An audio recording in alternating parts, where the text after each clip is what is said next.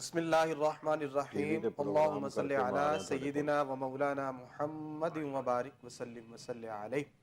السلام علیکم ناظرین، پروگرام حی علی الفلاح میں خوش آمدید، اور میں ہوں آپ کا میزبان سید سیاد الرضا۔ ناظرین، اس پروگرام کا فارمیٹ آپ کو معلوم ہے، آپ اس پروگرام کے اندر ہمیں لائیو کالز کرتے ہیں اور اپنے مسائل سے ہمیں آگاہ کرتے ہیں، اور ہم آپ کو آپ کی مشکلات، آپ کے مسائل کا قرآن و سنت کی روشنی کے اندر حل بتاتے ہیں۔ ناظرین، آج جو شخصیات ہمارے پاس گفتگو کرنے کے لیے موجود ہیں، آپ ان کی اکثر زیارت کرتے رہتے ہیں، ان سے اکثر اکتساب فیض کرتے رہتے ہیں۔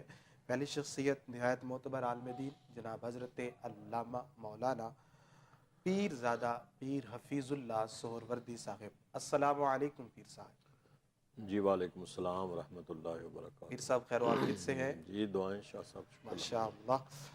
اور ان کے ساتھ دوسری شخصیت، انہیں بھی اکثر آپ کوہ نور کی سکرین پر دیکھتے رہتے ہیں اور اکثر ہمارے پروگرام کی زینت بنتے رہتے ہیں، جناب حضرت علامہ مولانا عبداللہ ثاقب قادری علامہ صاحب۔ وعلیکم السلام ورحمۃ اللہ وبرکاتہ۔ علامہ صاحب، آپ خیریت سے ہیں؟ جی الحمدللہ شاہ صاحب۔ ماشاء اللہ۔ ناظرین، ہمارے پاس دونوں معتبر شخصیات موجود ہیں اور آپ کے مسائل کے حوالے سے بڑی اچھی گفتگو فرماتے ہیں۔ جس طرح کا بھی مسئلہ ہو، روحانی حوالے سے ہو، جسمانی حوالے سے ہو، آپ ضرور ہمارے ساتھ شیئر کیجئے۔ اس کے ساتھ ساتھ جو ایام چل رہے ہوتے ہیں اور جو مہینے کی مناسبت ہوتی ہے، اس حوالے سے بھی بہت ہی عمدہ گفتگو فرماتے ہیں۔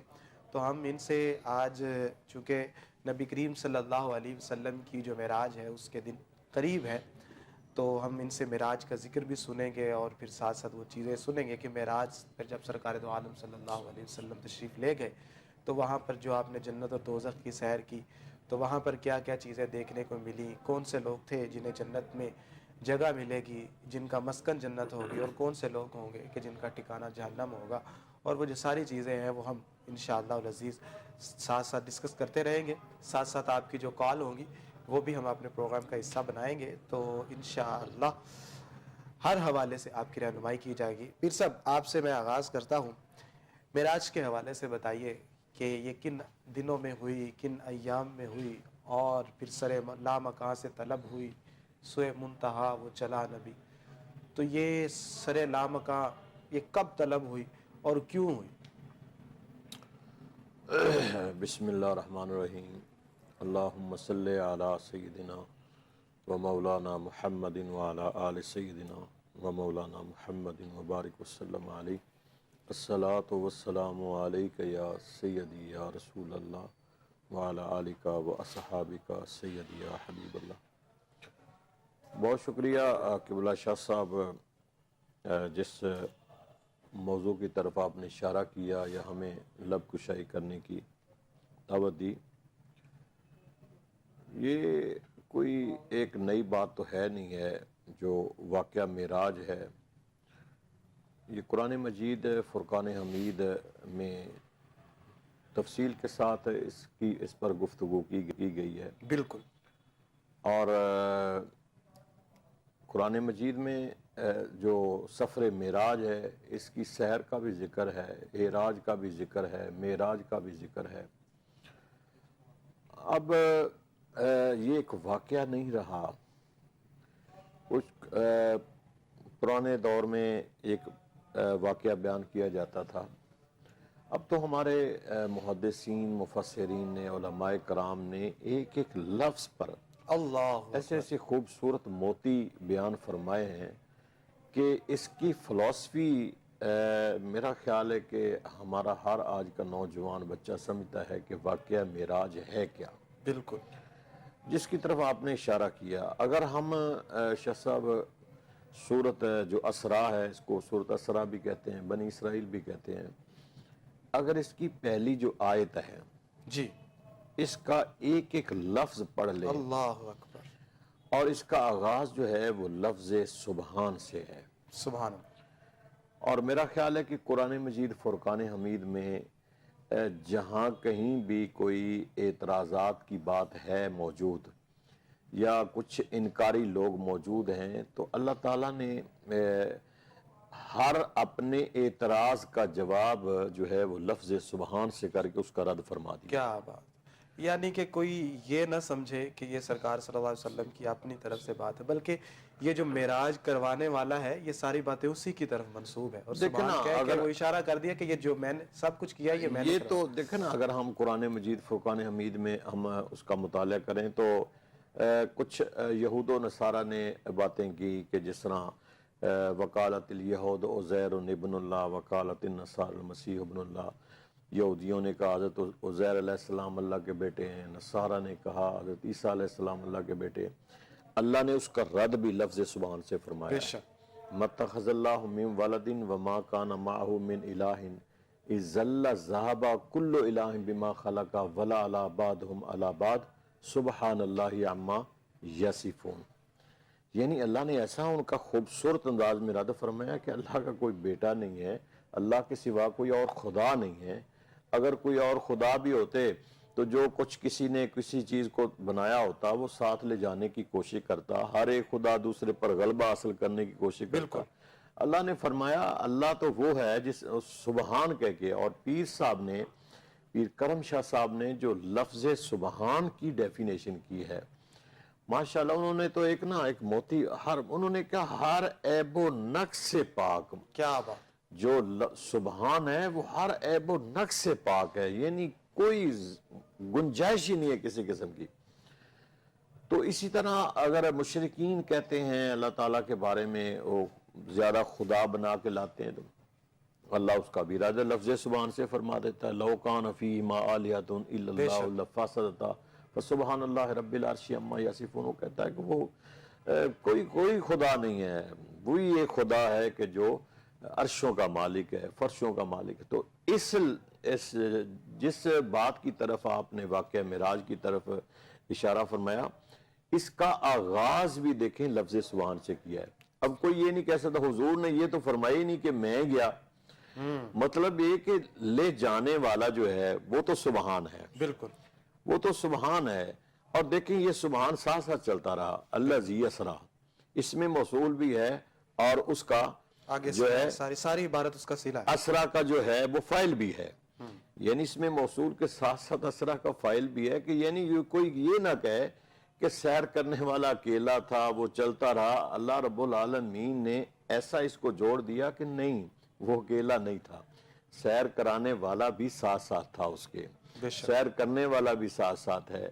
پھر اس آیت کے اندر اس کی سیر کی غرض و غایت، سیر کی ابتدا، سیر کا اختتام، سیر دن کو یا رات کو، یعنی اسرا بعبدہ۔ پھر فرمایا کہ کوئی یہ عبد عام عبد نہیں ہے، ہے ضمیر بیان فرما کہا کہ یہ عبد خاص ہے، اس جیسا تو میں نے کوئی عبد بنایا ہی نہیں ہے، اس کے صدقے تو میں نے ساری کائنات کو معرض وجود میں لایا ہوں۔ تو اس لیے یہ جو واقعہ معراج ہے، علماء نے اس کو 3 حصوں میں تقسیم فرمایا کہ یہ جو اس بنی اسرائیل کی پہلی آیت ہے سورۃ اسراء کی، اس میں سیر ہے، سیر، اور سیر حتیم کعبہ سے مسجد اقصیٰ تک ہے، بالکل اس کو سیر کہتے ہیں۔ پھر آگے مسجد اقصیٰ سے سدرۃ المنتہا تک بعض کہتے ہیں، بعض پہلے آسمان تک کہتے ہیں کہ یہ اعراج ہے، اور پھر سدرۃ المنتہا سے آگے لامکان تک اور اللہ کی بارگاہ میں ثم دنا فتدلی فکان قاب قوسین، وہاں اس کو معراج کہتے ہیں، اس کو معراج۔ تو یہ پہلی یعنی یہ سارا جو سفر ہے یہ علم و حکمت سے بھرا ہوا ہے، اور جن چیزوں کی طرف آپ اشارہ فرما رہے تھے وہ صرف و نحو کے اعتبار سے، وہ بلاغت کے اعتبار سے، علم بیان کے اعتبار سے بڑی لطیف معلوم ہوتی تھی، اور جب ایسی بات ہو تو دل چاہتا ہے، بلکہ جو علماء کرام ہوتے ہیں وہ تو ہمتاً گوش ہو جاتے ہیں کہ کوئی ایسی بات کرنے والا بھی موجود ہے، چونکہ اکثر جو ہے وہ قصے کہانیاں سنائی جاتی ہیں، لیکن اس انداز میں بات کرنا، ایک ایک لفظ کو کھولنا، سبحان کے بارے میں بات کرنا، پھر اللہ جی اس میں موصول اسرا بعبدہ، عبدہ کی جو ضمیر ہے وہ پیچھے اللہ جی کی طرف لوٹ رہی ہے، اللہ کی، تو یہ ساری جو چیزیں ہیں یہ بڑی لطیف ہے، اور ہر نقطہ جو ہے وہ اس حوالے سے باکمال ہے، اور ناظرین دل چاہتا ہے کہ اس کے رموز کو، اس کے معارف کو سنا جائے اور دل میں بٹھایا جائے، اور اس کی جو لذت اور کیفیت اور چاشنی ہے اس کو محسوس کیا جائے تاکہ ایمان کو تازگی ملے۔ اس کے ساتھ ساتھ ناظرین میں عرض کرتا چلوں کہ آپ کی ٹی وی کی سکرین پر ہمارا نمبر چل رہا ہے، آپ وہاں سے نمبر نوٹ کر کے ہمیں کال کر سکتے ہیں. انشاءاللہ آپ کو ہم جو ہے وہ آپ کے سوالات کے جوابات پیش کریں گے. تو ہمارا جو نمبر ہے وہ آپ کی ٹی وی کی سکرین پر چل رہا ہے, وہاں سے آپ نمبر نوٹ کر کے ہمیں کال کیجئے. علامہ عبداللہ ثاقب صاحب, پیر صاحب نے جس طرح آغاز فرمایا ہے, آپ اس حوالے سے مزید کیا ارشاد فرمائیں گے کہ معراج کے 3 مراحل, حضرت ام ہانی کے گھر سے مسجد اقصیٰ تک, مسجد اقصیٰ سے پھر وہ سفر جو ہے وہ سدرۃ المنتہا تک جاتا ہے, پھر سدرۃ المنتہا سے آگے لامکان تک, تو آپ اس سفر کے بارے میں کیا فرماتے ہیں؟ بسم اللہ الرحمن الرحیم والصلاة والسلام علی سید المرسلین. بہت شکریہ جناب شاہ صاحب کہ پیر صاحب نے بڑی خوبصورت اور بڑے مختصر وقت میں آپ کو معراج پاک کے بارے میں جو قرآن مجید سے رہنمائی ہے وہ فراہم کی ہے. بے شک. جہاں تک تعلق ہے رسول اللہ صلی اللہ تعالیٰ علیہ وسلم کی معراج پاک کے مختلف حصوں کا, دیکھیے اللہ رب العزت نے جناب رسول اللہ صلی اللہ تعالیٰ علیہ وسلم کو بہت سی شانیں عطا فرمائی, بہت سی صفات کا مظہر بنایا ہے اور بہت سی خوبیوں سے مزین فرمایا ہے. رسول اللہ صلی اللہ تعالیٰ علیہ وسلم کی ایک مبارک صفت اور شان بشریت کے لباس کی ہے, ایک آپ کی مبارک صفت و شان نورانیت کی ہے, اور ایک آپ کی حقیقت ہے جس کو اللہ جانتا ہے یا پیارے رسول صلی اللہ علیہ وسلم ہی جانتے ہیں. آپ اس سیر معراج کو جب دیکھتے ہیں تو ان تینوں آپ کی شانوں کی معراج آپ کو الگ الگ نظر آتی ہے. بے شک. ام ہانی رضی اللہ تعالیٰ عنہ کے گھر سے لے کر مسجد اقصیٰ شریف تک یہ آپ کی لباس بشریت کی معراج ہے کہ آپ صلی اللہ تعالیٰ علیہ وسلم حضرت ام ہانی کے گھر سے مسجد اقصیٰ شریف تشریف لے جاتے ہیں براق کے ذریعے, اور بڑا یہ طویل سفر ہے جو چند سیکنڈز میں, چند منٹس میں اللہ تعالیٰ کی ذات کروا دیتی ہے. پھر وہاں سے آپ کا جو سفر ہے اس کا دوسرا مرحلہ شروع ہوتا ہے جو آپ کی لباس نورانیت ہے, شان نورانیت ہے, اس کا وہ مظہر ہے. اور پھر تیسرا مقام وہ جہاں پہ جناب جبریل علیہ السلام عرض گزار ہوتے ہیں کہ اے اللہ کے رسول صلی اللہ علیہ وسلم, اس سے آگے میری حد ختم ہے, میں اگر اس سے آگے بڑھوں تو میں جل جاؤں گا. یعنی جہاں نور کی انتہا ہے اس نور سے آگے بھی رسول اللہ صلی اللہ علیہ وسلم تشریف لے گئے. وہ جو نور سے آگے وہ حقیقت محمدیہ صلی اللہ تعالی علیہ وسلم. تو گویا اس معراج میں ہمیں یہ پیغام ملتا ہے کہ تم ابھی تک بشریت و نورانیت کے جھگڑے میں پھنسے ہوئے ہو, یہ تو دونوں میرے حبیب صلی اللہ علیہ وسلم کی صفات ہیں, شانیں ہیں. اصل جو ہے حقیقت محمدیہ صلی اللہ تعالی علیہ وسلم اس سے تم بے خبر ہو, تمہیں علم ہی نہیں کہ میں نے اپنے حبیب صلی اللہ تعالی علیہ وسلم کو حقیقت ان کی کیا ہے اور ان کو کیا مقام و مرتبہ اور کیا عظمتیں, کیا شانیں عطا فرمائی ہیں. اور پھر اس پر وہ شاہد ہے قرآن کریم کی آیا کریمہ ثم دنا فتدلا فکان قاب قوسین او ادنا.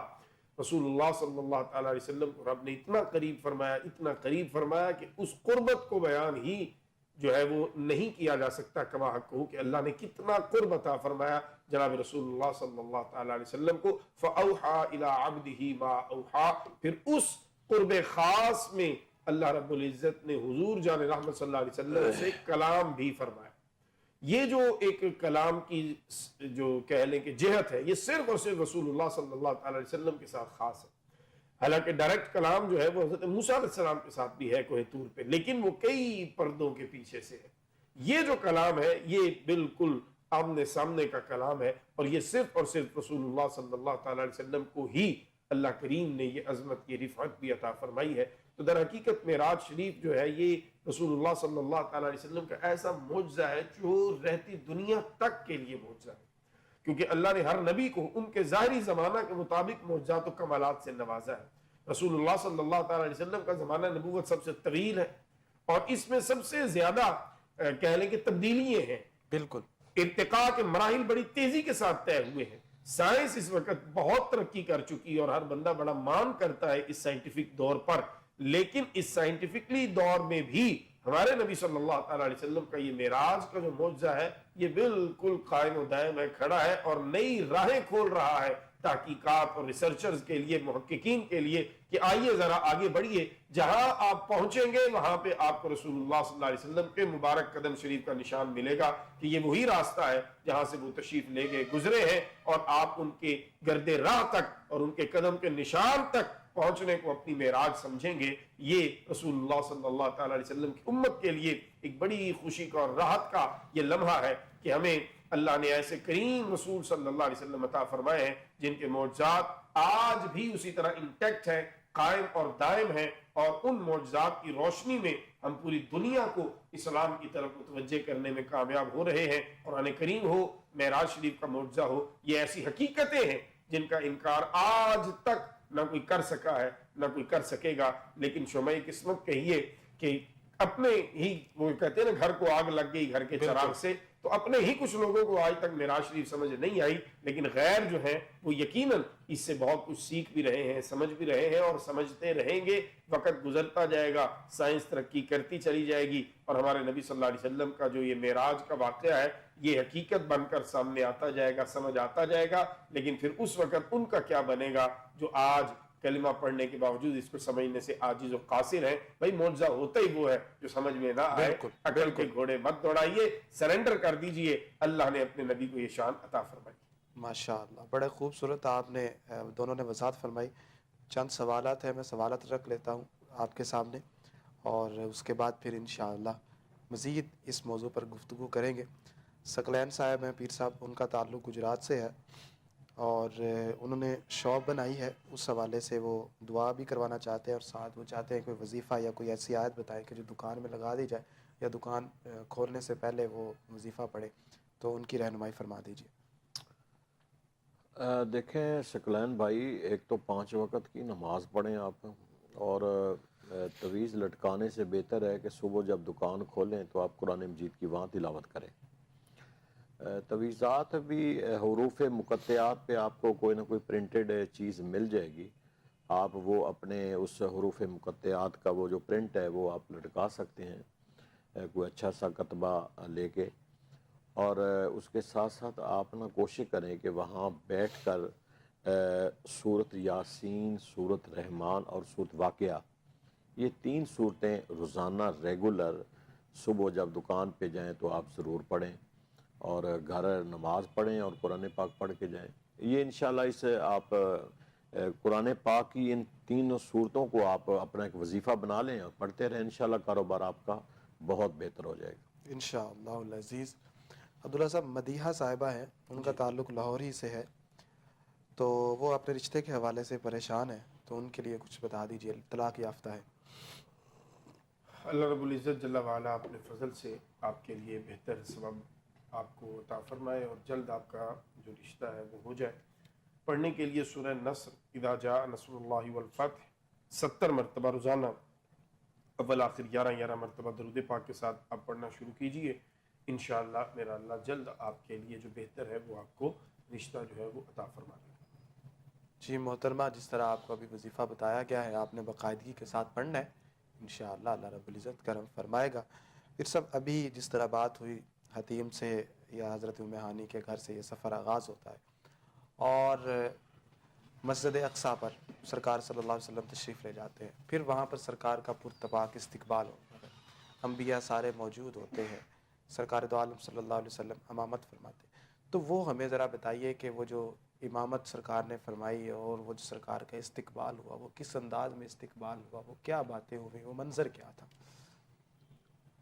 دیکھیں شاہ صاحب، ایک تو اس چیز کا مصداق ہے کہ عالم ارواح میں ایک اللہ رب العالمین نے اپنے تمام نبیوں سے ایک وعدہ لیا تھا، سبحان اللہ، بے شک، کہ میرا رسول جب آئے گا، ثم جاءکم رسول مصدق لما معکم لتؤمنن بہ ولتنصرنہ، آپ نے ایمان بھی لانا ہے اور اس کی تصدیق بھی کرنی ہے۔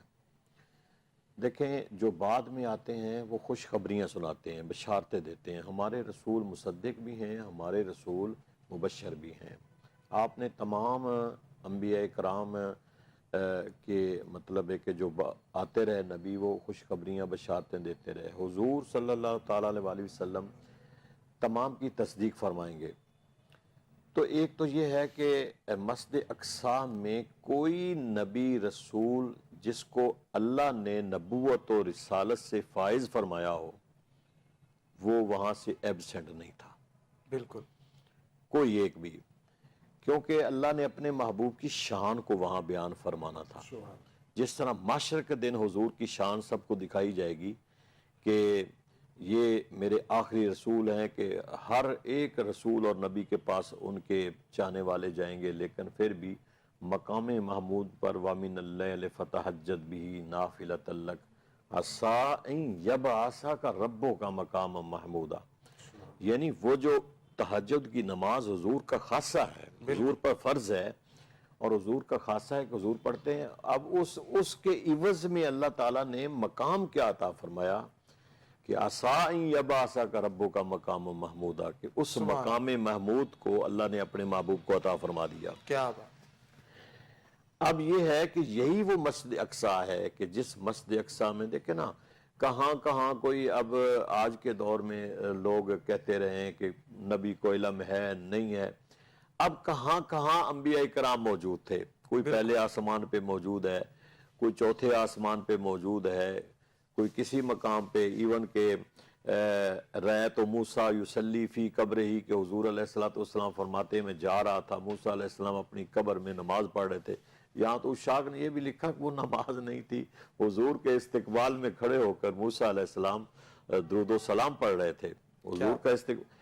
اب کہاں کہاں کس کس سٹیج پہ ہیں، لیکن مسجد اقصی میں سارے موجود ہیں، سارے۔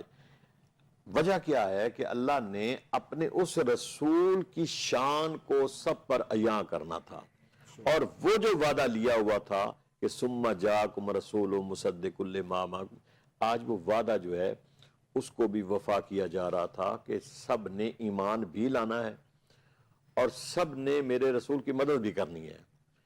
آج وہ سارے انبیاء کرام کی، آدم علیہ السلام سے لے کر عیسیٰ علیہ السلام تک، کلہم، جتنے رسول ہیں، جتنے انبیاء نبی ہیں، سارے کھڑے ہیں اور حضور کی شان کو، کہ حضور مصلی پر آپ کی انتظار ہو رہی ہے اور آپ نے وہاں ان کو نماز پڑھانی ہے، امامت فرمانی ہے، کہ آج دکھانا ہے کہ سارے انبیاء کرام پیچھے ہیں، حضور رحمت للعالمین سب سے آگے ہیں، یہ حضور کی شان ہے۔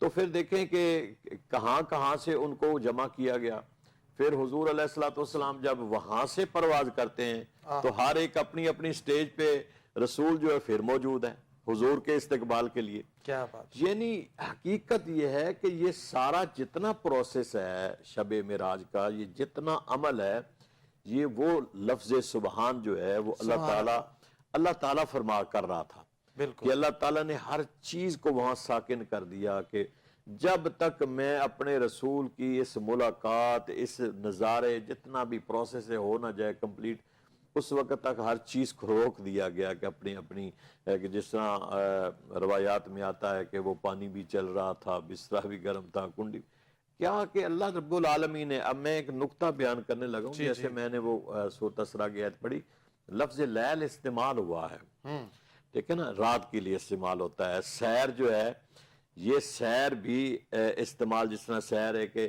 رات کو سیر کی جاتی ہے، فَاسْرِ بِعِبَادِي لَيْلًا إِنَّكُمْ مُتَّبَعُونَ، کہ موسیٰ علیہ السلام کو اللہ نے فرمایا کہ اپنے میرے بندوں کو لے کے رات نکل جاؤ، اسی طرح یہ رات کے لیے لیل۔ اب وقت کون سا تھا، دن رات، اب لیل استعمال تو ہو گیا، لیکن اس کے اوپر دو زبریں بھی ڈال دی، بالکل، تنوین کو ڈال دیا، اب تنوین للتقلیل، بالکل، یعنی یہ قلت کا فائدہ دے رہی ہے، کہ وہ یہ کوئی نہ سمجھے کہ ساری رات پتہ نہیں حضور سفر کرتے رہے، ساری رات پھرتے رہے، ساری رات سفر کرتے رہے، یعنی قلت کا فائدہ دے دیا دو زبریں ڈال کے، کہ بھائی ساری رات نہیں ہے، یہ تو رات کا مختصر تھوڑا سا حصہ جتنا رب نے چاہا۔ اب ہمیں کیا پتا کہ رب نے ہر چیز کو تو روک دیا تھا، بالکل، وہ قادر مطلق، ہر چیز کو روک دیا تھا، تبارک الذی بیدہ الملک وہو علی کل شیء قدیر، وہ ساری بادشاہی کا تو وہ مالک ہے، اور ہر چاہت پر وہ قادر ہے، ہر قدرت رکھتا ہے۔ تو اللہ رب العالمین نے یعنی اس رات کے بھی تھوڑے سے حصے میں اپنے محبوب صلی اللہ علیہ وسلم کو کہاں حتیم کعبہ ہے، کہاں حضرت ام ہانی کا گھر ہے، کہاں فرشتوں کی جماعت ہے، کہاں مسجد اقصی ہے، کتنا ٹائم حضور لگا، اور کتنا پروسیس کے مطلب یہ کہ 5 لاکھ کی مسافت جو ہے ایک آسمان سے دوسرا، دوسرے سے تیسرا. تو حضور علیہ الصلوۃ والسلام کو اللہ نے یہ جو سیر بھی کرائی، پھر اعراج بھی کرائی، پھر معراج بھی کرائی، پھر اپنی بارگاہ سے التحیات للہ والصلوات والطیبات السلام علیکہ ایہا النبی ورحمۃ اللہ وبرکاتہ السلام علینا وعلی عباد اللہ الصالحین، ہر ایک چیز کو شامل حال رکھا کہ اگر حضور نے کچھ دیا تو رب نے بھی دیا، بالکل رب نے دیا تو مصطفیٰ نے بھی دیا، لیکن مصطفیٰ وہاں جا کے بھی اللہ کے حضور میں، اللہ کے قرب میں بھی جا کر اپنے بندوں کو نہیں بھولے، اپنی امت کو نہیں بھولے، اور امت کے لیے بھی جو کچھ اپنے لیے لیا وہ امت کے لیے لیا. سبحان اللہ. اور یہی وہ خوبصورت تحفہ ہے کہ الصلاۃ معراج المومنین، بے شک، کہ حضور یعنی جس نے معراج کرنی ہے اور وہ کیفیت حاصل کرنی ہے تو وہ نماز کو اس کے تقاضوں کے مطابق پڑھے، خشوع و خضوع کے ساتھ پڑھے. یہ تو شاہ صاحب تحفہ ہے نا کہ حضور علیہ الصلوۃ والسلام نے عرض کیا مالک اگر میرا غلام کوئی معراج کرنا چاہے تو اس کے لیے بھی کوئی تحفہ، تو یہ نماز کا ایک کالر ہے تحفہ ہمارے ساتھ، ہم ان کو بھی ساتھ شامل کرتے ہیں اور سنتے ہیں کہ وہ کیا کہنا چاہتے ہیں. السلام علیکم. کیا حال ہے؟ الحمدللہ. کون اور کہاں سے؟ راولپنڈی سے بات کر رہی ہوں. میں نے بیٹے کے سلسلے میں بات. آپ کا نام کیا ہے؟ فریدہ بیگم. جی بتائیے بیٹے کے بارے میں کیا پوچھنا ہے؟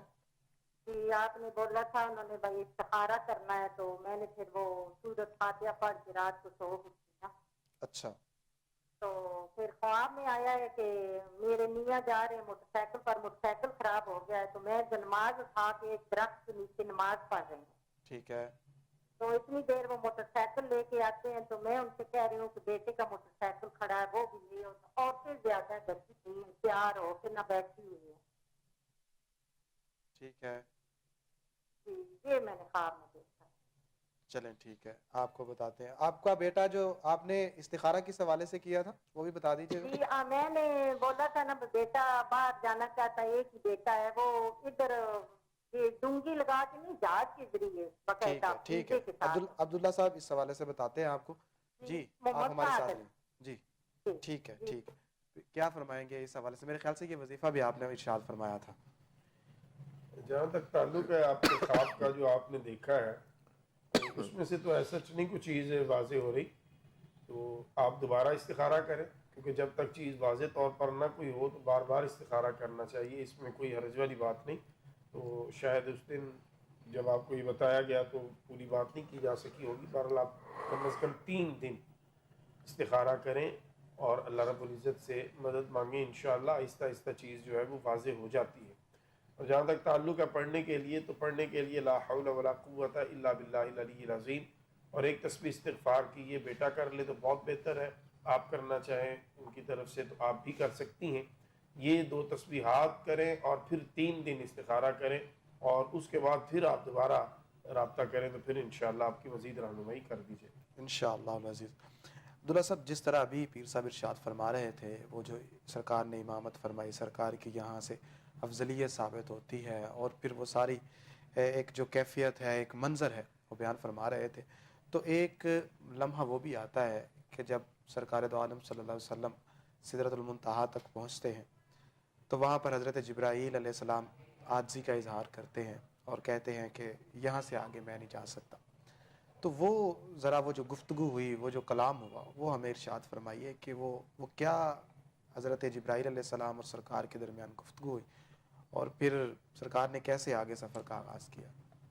مولا شاہ صاحب دیکھیے، وہاں پہ پہنچ کے جناب جبریل علیہ السلام عرض گزار ہوئے کہ اے اللہ کے حبیب صلی اللہ علیہ وسلم، میری حد ختم، یہ میرے لیے باؤنڈری ہے، میں اس سے آگے نہیں بڑھ سکتا، اللہ کا حکم نہیں، اجازت نہیں مجھے، اور اگر اس سے میں آگے بڑھوں گا ظاہر ہے یہ اللہ کی نافرمانی میں آئے گا، اور اللہ کی نافرمانی جب ہوگی تو پھر اس کی سزا کے طور پہ میں اپنے وجود کو برقرار نہیں رکھ پاؤں گا. بے شک. اس میں ایک تو ہمارے لیے سمجھنے والی بات بھی یہ بڑی قابل غور ہے کہ اگر ہم اپنے وجود کو برقرار رکھنا چاہتے ہیں تو اللہ کی فرما برداری ضروری ہے. بے شک. اور اس کی بے شمار مثالیں دی جا سکتی ہیں. حضور فیض عالم کی مثال ہمارے سامنے کہ اگر وہ باقی ہیں، اس کا مطلب یہ کہ انہوں نے اللہ کی فرمانبرداری کی ہے تو باقی ہے، حضور غوث اعظم باقی ہے، حضور سلطان الہند باقی ہے، تو یہ دلیل ہے اس بات کی کہ اللہ کی فرمانبرداری علامہ صاحب بقا ہے۔ یہیں سے بات جی کو شروع کریں گے، کالر ہیں ان کو سنتے جی ہیں کیا کہنا چاہتے ہیں وہ۔ السلام علیکم جی، کون اور کہاں سے؟ آپ کی آواز بہت کم آ رہی ہے جی، آپ کا نام؟ سے بات کرنا جی بتائیے گا۔ جی، میں نے تو کہنا تھا کہ میرے گھر میں بیماری جو ہے نا وہ نہیں پاتی، ماشاء اللہ سارے نمازی پڑھے کیے، نماز پڑھتے ہیں، ہم نے حج بھی کیے ہیں، اور ماشاء اللہ 3 بچے میرے حافظ قرآن بھی ہے، ہمارا جو اپنا گھر کا جو ہے ماحول وہ دینی ہے، تو اس طرح سے تکلیفیں نہیں جاتی گھر سے، اس کا کیا مطلب؟ ٹھیک ہے، آپ کے گھر کے جو سربراہ ہیں وہ کون ہیں؟ ان کا نام بتائیے اور ان کی والدہ کا نام بتائیے۔ ہماری والدہ کا نام عالم بی بی۔ ٹھیک ہے، تو کس طرح کی پریشانیاں رہتی ہیں، مالی حوالے سے یا؟ مالی حوالے سے بھی ہے، اور ماشاءاللہ بیٹی حافظ قرآن ہے، اس کی ایج 26 سال ہو گئی ہے، رشتے اتنے آ رہے ہیں، دیکھتے ہیں، آتے ہیں 2-3 بار آتے ہیں، کھا پی کے چلے جاتے ہیں، کبھی وہ کچھ کہہ دیتے ہیں، کچھ سمجھ نہیں آتی، بس ایسے الجھنوں میں گھر کے ماحول جو ہے بہت پریشانیوں میں گزر رہے ٹھیک ہے، ہیں، اللہ تعالیٰ آپ کے لیے بچے بھی آسانیاں ماشاء پیدا اللہ فرمائے۔ آپ کا جو دینی ماحول ہے تو انشاءاللہ جو قرآن پاک جس طرح آپ پڑھتے ہیں باقاعدگی کے ساتھ، اس کی برکتیں حاصل ہوں گی۔ پیر صاحب ان کے لیے حل بتا دیجئے کہ نمازی بھی ہیں گھر والے، قرآن پاک بھی پڑھتے ہیں، لیکن پریشانیاں رہتی ہیں، اور بالخصوص انہوں نے بیٹی کے حوالے سے بات کی ہے، بیماریاں بھی گھر سے نہیں جاتی، تو کیا وظیفہ یا کیا عمل پڑے گے؟ دیکھیں میرا بیٹا، کچھ آزمائشیں بھی تو ہوتی ہیں اللہ تعالیٰ کے نیک بندوں کے لیے۔ اگر تو بندہ گناہ گار ہے تو اسے سزا اور تکلیف کے طور پر بطور اسے یہ پرابلم آ رہی ہوتی ہیں، لیکن اگر بندہ نیک ہے تو اس کا مطلب یہ نہیں کہ اسے نہیں آتی ہیں۔ تو اللہ تعالیٰ اگر نیک بندوں کو آزمائشوں میں ڈالتا ہے تو پھر ان کی عظمت، ان کے مقام، ان کے مرتبے کو اللہ تعالیٰ بڑھانا چاہتا ہے۔ تو اللہ تعالیٰ انہیں اپنے غیب کے خزانوں سے نوازنا بھی چاہتا ہے جب کوئی آزمائشی میں ڈالتا ہے، اور قرآن مجید کے مطابق ہر مشکل کے بعد پھر اللہ آسانیاں بھی اس کے لیے پیدا فرماتا ہے۔ تو میرا بیٹا، جیسے آپ نماز پڑھ رہی ہیں، قرآن پاک پڑھ رہی ہیں، آپ صبر کا دامن اپنے ہاتھ سے نہیں چھوڑنا، اور آپ روزانہ ظہر کی نماز پڑھ کے سورت محمد کو پڑھا کریں۔ یہ 26ویں پارے میں سورت محمد ہے، اس کو آپ نے پڑھنا ہے ظہر کی نماز کے بعد۔ تو انشاءاللہ پڑھیں، اللہ تعالیٰ بہتر فرمائے گا اس قرآن کی برکت سے، اور ماشاءاللہ پورا گھرانہ نماز ہی ہے تو اللہ تعالیٰ بہتر فرما دے گا انشاءاللہ۔ انشاءاللہ العزیز۔ محترمہ، جس طرح بھی آپ کو بتایا گیا ہے آپ اس پر عمل کیجئے، اس کو پڑھیے، انشاءاللہ اللہ رب العزت آسانیاں پیدا فرمائے گا۔ عبداللہ صاحب آپ گفتگو فرما رہے تھے، اس بات کو مکمل کر دیجئے۔ میں عرض کر رہا تھا کہ اللہ کی فرمان برداری جو ہے یہ بقا کے لیے ضروری ہے۔ اس کے بعد پھر جبریل امین علیہ السلام نے جب یہ عرض گزاری کر لی تو رسول اللہ صلی اللہ تعالیٰ علیہ وسلم نے پھر آگے کا سفر خود ہی فرمایا، اور پھر وہ مقام آیا کہ جہاں پہ رسول اللہ صلی اللہ تعالیٰ علیہ وسلم کو یہ حکم ہوا کہ آپ یہاں ٹھہریے، آپ کا رب آپ پر سلامتی اور رحمتیں نازل فرما رہا ہے۔ اور پھر اس کے بعد وہ قرب خاص ہے جس کو قرآن کریم میں ثم دنا فتدلی کہہ کر بیان فرمایا ہے، اور پھر وہاں راز و نیاز کی بات ہوئی، بغیر کسی ذریعے اور بغیر کسی واسطے کے اللہ رب العزت نے اپنے حبیب صلی اللہ علیہ وسلم سے کلام فرمایا، اور وہ جو باتیں ہوئیں اللہ جانتا ہے، اللہ کے حبیب صلی اللہ علیہ وسلم جانتے ہیں، اس میں سے جتنی کوئی امت کے لیے ضرورت تھی وہ جناب رسول اللہ صلی اللہ علیہ وسلم نے بیان فرما دی، اور جس کی ضرورت اور حاجت نہیں تھی ان کو راز میں ہی رہنے دیا، ان کو ہمارے لیے بیان نہیں فرمایا ہے۔ تو رسول اللہ صلی اللہ تعالیٰ علیہ وسلم نے جو واقعات ہمارے لیے بیان فرمائے، جن کو مشاہدات کہا جائے رسول اللہ صلی اللہ علیہ وسلم کے، ان میں سے بہت سی چیزیں ایسی ہیں جو ہمارے لیے بڑی سبق آموز ہیں۔ مثال کے طور پہ رسول اللہ صلی اللہ تعالیٰ علیہ وسلم نے فرمایا کہ میرا گزر ایک ایسی قوم سے ہوا جن کے سر بھاری پتھر سے کچلے جا رہے تھے، اور جیسے ہی سر کچلا جاتا اللہ کے حکم سے وہ دوبارہ ٹھیک ہوتا، پھر کچل دیا جاتا۔ تو جناب جبریل امین سے رسول اللہ صلی اللہ تعالیٰ علیہ وسلم نے فرمایا کہ یہ کون لوگ ہیں؟ تو جبریل امین نے عرض کی کہ اے اللہ کے حبیب صلی اللہ علیہ وسلم، یہ وہ لوگ ہیں جو نماز کو اپنے اوپر بوجھ محسوس کرتے تھے، بوجھل سمجھتے تھے، تو آج یہ ان کو سزا دی جا رہی ہے کہ ان کے سر بار بار کچلے جا رہے ہیں اور درست کیے جا رہے ہیں۔ اسی طرح پھر رسول اللہ صلی اللہ تعالیٰ علیہ وسلم کا گزر ایک ایسی قوم سے ہوا جن کے ہونٹ کینچی سے کاٹے جا رہے تھے، اللہ، اور دوسری روایت میں ہے کہ آگ کی کینچی سے کاٹے جا رہے تھے۔ جناب رسول اللہ صلی اللہ تعالیٰ علیہ وسلم نے فرمایا جبریل یہ کون لوگ ہیں؟ عرض کی یہ دنیا دار واعظ ہیں جو دوسروں کو تو بڑی نیکی کی ہدایت اور تبلیغ کرتے ہیں لیکن اپنے آپ کو یہ بھلا دیتے ہیں، بھول جاتے ہیں کہ ہمارے اوپر بھی یہی حکم لاگو ہوتا ہے جو ہم دوسروں کو سکھانے کی کوشش کر رہے ہیں۔ پھر رسول اللہ صلی اللہ تعالیٰ علیہ وسلم نے فرمایا کہ میرا گزر ایسی قوم سے ہوا کہ جن کی ایک طرف پاکیزہ خوشبودار تازہ گوشت ہنڈیا پہ ہے اور دوسری طرف ایک خبیث اور بدبودار سڑا ہوا گوشت ہے اور وہ اس کو کھا رہے ہیں۔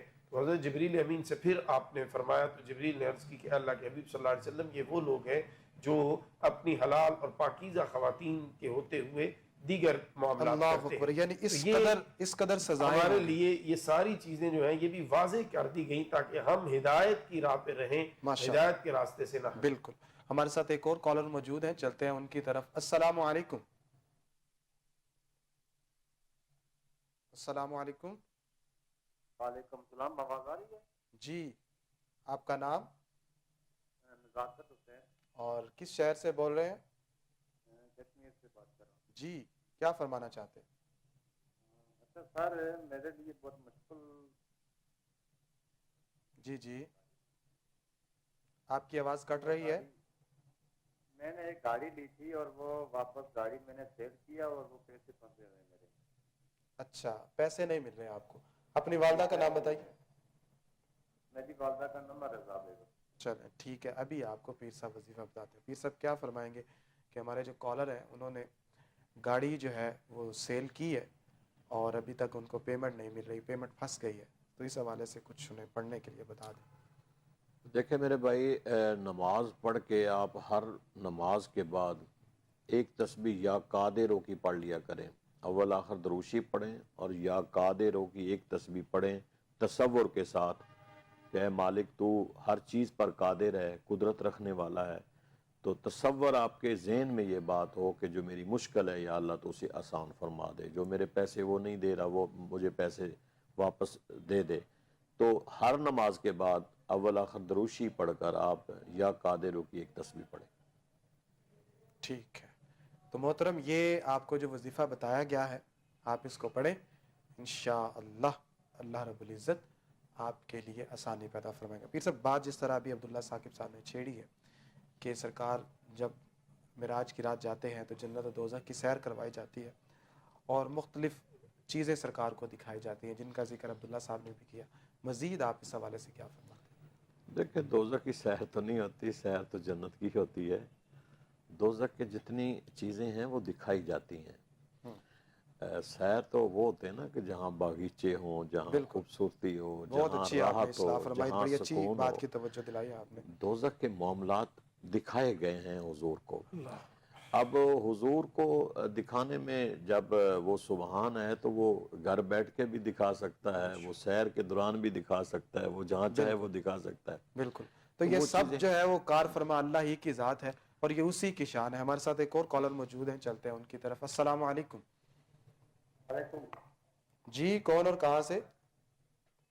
میں محمد اسلم بات کر رہا ہوں۔ جی، کیا پوچھنا چاہتے ہیں؟ میرا سوال یہ کہ مسجد میں جا کے جب نماز کے لیے جائیں وہاں جماعت بیٹھی ہوتی ہے، وہاں جا کے سلام کرنا جائز ہے یا نہیں؟ ٹھیک ہے، مطلب مسجد میں آپ جاتے ہیں، جماعت کھڑی ہوئی ہے؟ نہیں، جماعت کیا ہے، جماعت کھڑی ہونے میں وہاں جیسے 2 منٹ رہتے ہیں، 3 منٹ رہتے ہیں، تو دوسرا ایک اور سوال بھی اگر وہ بھی ایک اور سوال کا بھی جواب دے دیں اگر۔ جی جی، کیا مسجد میں شیطان کا وجود ہے؟ کیا مسجد میں شیطان کا وجود ہے؟ کہ اکثر علماء کہتے ہیں مسجد میں کیا کام شیطان کا؟ چلیں ٹھیک ہے، آپ کو بتاتے ہیں ابھی۔ عبداللہ صاحب کیا فرمائیں گے اس حوالے سے؟ دوسرا سوال نہیں میں سمجھ سکا۔ کہتے ہیں کہ مسجد کے اندر شیطان کا وجود ہوتا ہے۔ جہاں تک تعلق ہے آپ کے پہلے سوال کا، تو دیکھیے اگر تو آپ مسجد میں گئے اور کوئی سنت وغیرہ نہیں پڑھ رہا، تلاوت قرآن مجید نہیں کر رہا، تو پھر تو آپ سلام کر لیں۔ لیکن اگر آپ دیکھتے ہیں کہ کوئی سنت ادا کر رہے ہیں، کوئی لوگ جو ہیں وہ قرآن کریم کی تلاوت میں مشغول ہیں، تو پھر آپ اتنی آواز میں سلام کیجئے جو آپ فارغ جو بیٹھے ہیں یا جن کے پاس آپ ہیں وہ سن سکیں۔ زیادہ اونچی آواز میں سلام پھر آپ نہ کیجئے، تاکہ کوئی آپ کے اس عمل کی وجہ سے پریشان نہ ہو، ڈسٹرب نہ ہو، اپنی عبادت میں اس کی خلل نہ۔ جہاں تک تعلق ہے شیطان کا، تو دیکھیے شیطان آپ کے اور میرے خون میں گردش کر رہا ہے۔ رسول اللہ صلی اللہ تعالیٰ علیہ وسلم کی حدیث ہے کہ جس سے واضح ہوتا ہے کہ یہ انسان کے اندر جو ہے نا ایک نفس اور اس طرح کے جو معاملات ہیں، اس کی صورت میں یہ انسان کے ساتھ ہے، اور یہ مسجد میں بھی آپ کے ساتھ جاتا ہے۔ اس لیے یہ کوئی پریشانی والی بات نہیں ہے کہ مسجد میں یہ ہوتا ہے کہ نہیں ہوتا، تو یہ آپ ہی کے ساتھ ہوتا ہے۔ ٹھیک ہے، بڑا خوبصورت آپ نے جواب دیا۔ تو یقیناً ہمارے جو کالر ہیں انہوں نے اس بات کو سمجھا ہوگا، اور پیر صاحب اس حوالے سے آپ کیا فرمائیں گے کہ جس طرح انہوں نے سوال کیا ہے کہ کیا مسجد کے اندر شیطان ہوتا ہے؟ تو ٹھیک ہے، شیطان نہیں ہوتا، لیکن کچھ لوگ ایسے ہوتے ہیں کہ جو مسجد کو یا مسجد کی جو کمیٹی ہوتی ہے یا مسجد کی خدمت کرنے والے ہوتے ہیں ان کو سکون سے نہیں رہنے دیتے، تو ان کے لیے آپ کیا فرمائیں گے؟ دیکھیں کوئی ایسی جگہ نہیں ہے شاہ صاحب جہاں شیطان نہیں ہوتا۔ سرکار کی ایک حدیث ہے کہ اللہ تعالیٰ نے، میرے بھائی ذرا غور سے سن لیں آپ بھی، کہ اللہ تعالیٰ نے ہر انسان کے ساتھ ایک شیطان کو بھی پیدا کیا ہے۔ بالکل۔ تو سرکار نے فرمایا، سرکار سے پوچھا گیا کہ یا رسول اللہ کہ آپ کے ساتھ بھی؟ تو حضور نے فرمایا ہاں میں نے اپنے شیطان کو مومن بنا لیا ہے۔ بالکل۔ تو اسی لیے شیطان، دیکھیں نا ہم نماز، میرے بھائی اب تھوڑا سا غور توجہ فرمائیں، نماز پڑھ رہے ہوتے ہیں، کبھی ہم اوپر دیکھ رہے ہوتے ہیں، کبھی ہم اپنے سر کو کھرک رہے ہوتے ہیں، ہماری وسوسے پیدا ہو رہے ہوتے ہیں، تو وہ کون پیدا کرتا ہے؟ اللہ تعالیٰ تھوڑے وسوسے پیدا کرتا ہے۔ اللہ تعالیٰ کی بارگاہ میں تو ہم اپنا ہاتھ باندھ کے کھڑے ہوتے ہیں یا رکوع یا سجود میں ہوتے ہیں، شیطانی وسوسے تو پیدا ہو رہے ہوتے ہیں۔ کوئی تو طاقت ہے، کوئی چیز ہے جو آپ کو ورگلانے کی کوشش کر رہی ہے، تو آپ نے اس کے اوپر غلبہ حاصل کرنا ہے، نہ کہ وہ آپ کے اوپر غالب آ جائے۔ اگر وہ غالب آ جائے تو آپ کی نماز، تو اسی لیے کہتے ہیں نا کہ یہ تمہاری نماز ناقص ہے۔ کیوں ناقص ہے نماز؟ کہ آپ کے اندر وسوسے پیدا ہو گئے، آپ قیام میں کھڑے ہیں، آپ باہر دکانوں پہ سیر کر رہے ہیں، آپ اپنے گاہکوں کی بات سوچ رہے ہیں۔ تو ایسی کوئی بات نہیں ہے کہ کوئی، وہ ہر انسان کے ساتھ اللہ نے اس کو پیدا کیا ہے، اور وہ کوشش میں لگا رہتا ہے آپ کو ورگلانے کے لیے، اینڈ تک جاتا ہے، مسجد کے اندر بھی آپ کے ساتھ جاتا ہے۔ پھر یہ ہے کہ جب آپ اللہ اکبر تکبیر تحریمہ کہہ لیتے ہیں، پہلے تو باہر رکاوٹیں ڈالتا ہے، دکان پہ بیٹھے ہیں تو گاہک آ گیا، رستے میں ہیں تو کوئی ایسے مہمان بندہ دوست مل گیا، اچھا یار مجھے تھوڑا سا ٹائم دے دیں۔ اگر آپ چلے گئے، وضو کر لیا آپ نے، تو آپ نے تکبیر تحریمہ کہہ کر ہاتھ باندھ لیے، اب وہ کہتا ہے کہ نماز تو پڑھ لی آپ نے، نیت تو آپ نے کر لی، لیکن میں تمہاری نماز کامل نہیں ہونے دوں گا۔ پھر وسوسے پیدا شروع ہو جاتے ہیں۔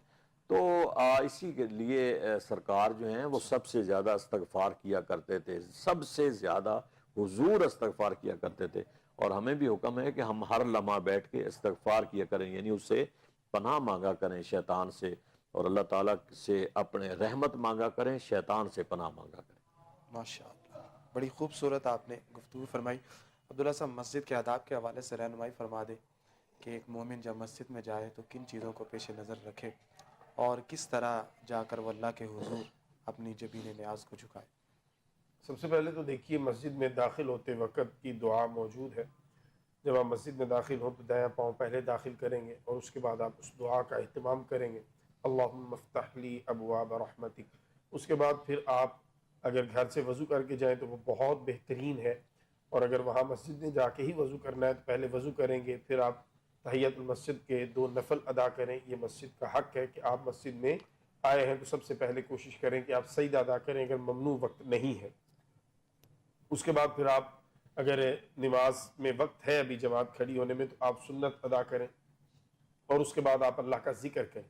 مسجد میں دنیاوی گفتگو منع ہے سختی کے ساتھ، ہم آپس میں باتیں نہیں کر سکتے، وہاں جتنا ٹائم ملے غنیمت جانیے اور اللہ کا ذکر کیجئے، تلاوت قرآن کیجئے، پیارے نبی صلی اللہ علیہ وسلم پر درود پاک پڑھیے، اور پھر نماز آپ باجماعت ادا کرنے کے بعد بقیہ نماز اگر گھر آ کے پڑھیں تو وہ بہت بہترین ہے۔ رسول اللہ صلی اللہ علیہ وسلم نے اس طرف ہماری توجہ دلائی ہے۔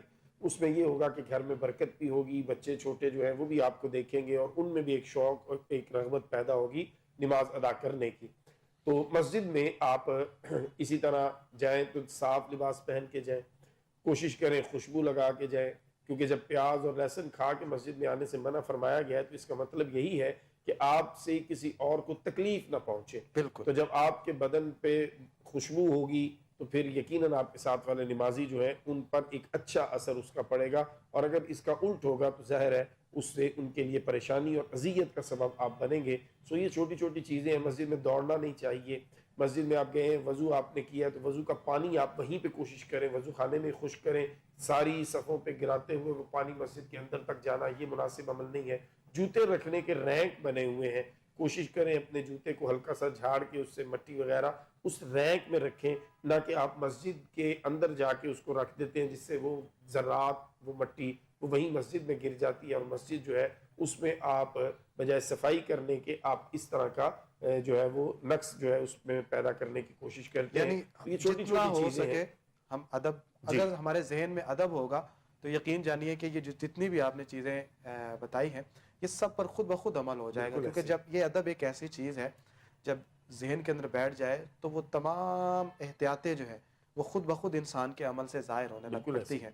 اور ناظرین, جس طرح آج جو گفتگو ہوئی ہے معراج کے حوالے سے, تو معراج سرکار دو عالم صلی اللہ علیہ وسلم کی ایک شان ہے, اور اس میں ایک پیغام یہ بھی ہے کہ عظمت انسان جو ہے وہ بھی سامنے آتی ہے.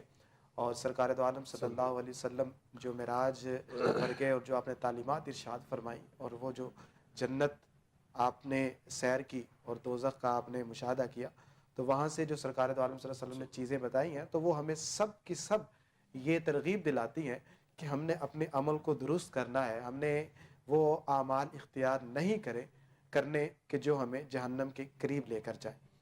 اور اس کے ساتھ ساتھ جس طرح پیر صاحب نے بھی ارشاد فرمایا تھا کہ اگر لوگ نیک ہیں اور ان پر پریشانیاں آتی ہیں تو اس کا مطلب یہ ہے کہ وہ آزمائش ہے, اور اگر انسان آزمائش سے گزر جاتا ہے تو وبشر الصابرین, تو صبر کرنے والوں کے لیے خوشخبری ہے. تو تمام تر گفتگو کا جو خلاصہ کلام ہے کہ اپنے دلوں کو, اپنی نیتوں کو, اپنے ارادوں کو, اپنے عمل کو اللہ کی طرف راغب کیجئے اور اللہ رب العزت پر توکل کیجئے, اور اللہ اور اس کے حبیب کے ساتھ ٹوٹ کر محبت کیجئے, اور اپنے کردار سے, اپنے عمل سے یہ ظاہر کیجئے کہ ہم سچے اور پکے مسلمان ہیں, ہم قرآن کو ماننے والے ہیں, حدیث کو ماننے والے ہیں. اور اس کے ساتھ ساتھ ہم اختتام کی طرف بڑھ رہے ہیں. قبلہ پیر صاحب آپ تشریف لائے, آپ کا میں صمیم قلب سے شکریہ ادا کرتا ہوں. قبلہ عبداللہ ثاقب صاحب, آپ کا بھی میں تہہ دل سے شکر گزار ہوں. دونوں نے بڑی اچھی گفتگو فرمائی. ناظرین, اسی کے ساتھ اپنے میزبان سید زین الرضا کو اجازت دیجیے. اللہ حافظ. دعا فرمائیں. بسم اللہ الرحمن الرحیم. اللہم صلی علی سیدنا و مولانا محمد وعلی آل سیدنا و مولانا محمد وبارک وسلم علیہ. اللہم ربنا آتنا فی الدنیا حسنہ وفی الآخرۃ حسنہ وقنا عذاب النار. پروردگار عالم, ہم جو کہتے ہیں, جو سنتے ہیں, سناتے ہیں, ہم سب کو اس پر عمل کی توفیق عطا فرما. یا اللہ, اس پروگرام میں جتنے احباب سوالات کے ذریعے شامل ہوئے ہیں, ہماری دعا میں شامل ہیں, یا اللہ سب کی مشکلات کو آسان فرما, سب کی پریشانیوں کو دور فرما, بیماروں کو شفا عطا فرما, بے ہدایتوں کو ہدایت عطا فرما, بے دینوں کو دین کی سمجھ عطا فرما. یا اللہ, حضور کی سچی اور پکی محبت نصیب فرما, حضور کی اتباع نصیب فرما. پروردگار عالم, ہم تیرے محبوب کے ادنا سے ادنا سے ادنا سے غلام ہیں, غلاموں کے غلام ہیں. یا اللہ, حضور کے صدقے ہماری خطاؤں سزاؤں کو معاف فرما. جتنے کلمہ گو دنیا سے چلے گئے ہیں, بالخصوص ہمارے ماں باپ, یا اللہ ان کے درجات کو بلند فرما, ان کی بخشش و مغفرت فرما. امت میں اتفاق اور اتحاد فرما, مجاہدین اسلام کی مدد فرما. جہاں کہیں مسلمان یہود و حنود کی زد میں ہیں, ان کے جان اور مال کی حفاظت فرما. پروردگار عالم, شیطان کے شر سے, دشمنوں کے شر سے, حاسدین کے حسد سے ہم سب کو محفوظ فرما. اللہم رب اغفر ورحم وانت خیر الراحمین. اللہم اہدنا الصراط المستقیم. ہماری پوری ٹیم جتنی بھی ہے اس پروگرام کو چلانے کے لیے, اس کے معاونین, منتظمین, یا اللہ سب کو اپنے غیب کے خزانوں سے بغیر حساب عطا فرما, سب کی حفاظت اور مدد فرما. صلی اللہ علی النبی الکریم الامین وعلی آلہ وصحبہ اجمعین برحمتک یا ارحم